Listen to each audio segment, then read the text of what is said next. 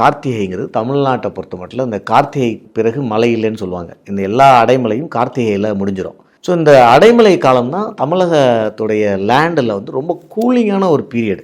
So Karthigai, மார்கழி, தை, இந்த ஐப்பசி, முன்னாடி ஐபிஎஸ்சில் start ஆகுது. ஸோ ஐபிஎஸ்சியில் ஆரம்பிக்கிற கோல்டான வெதர் வந்து கார்த்திகையில் ரொம்ப ஒரு அடைமழையில் ரொம்ப கோல்டாக உருவாகி அப்புறம் அப்படியே குறைஞ்சி தையில் வந்து ஹீட்டு திருப்பி ஆரம்பிக்கும்.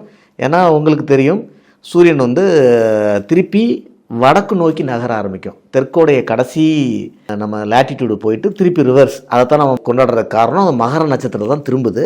அதை வந்து நம்ம எதிர்பார்க்குறோம். சன்னு நம்ம நோக்கி திரும்புறதை தான் நம்ம வாழ்க்கையுடைய மனித வாழ்க்கையோட உயிர்ப்பாக பார்க்குறோம். ஸோ அப்படி திரும்புகிற அந்த சன் வந்து திரும்பி வர ஹீட் நம்ம ஏறிட்டே போகும். ஸோ இந்த சன்னு நம்ம சவுத்து நோக்கி போகும்போது நமக்கு கோல்டாகிட்டே இருக்குது. ஸோ அந்த காலத்தில் இருக்கிற தமிழர் வாழ்வியல் எப்படி மலருதுன்னா, இது சங்க காலங்கள்லேருந்தே இந்த பீரியடில் வந்து இந்த நெருப்பை உருவாக்கி ஒரு ஹீட்டை உருவாக்கக்கூடிய பழக்கம்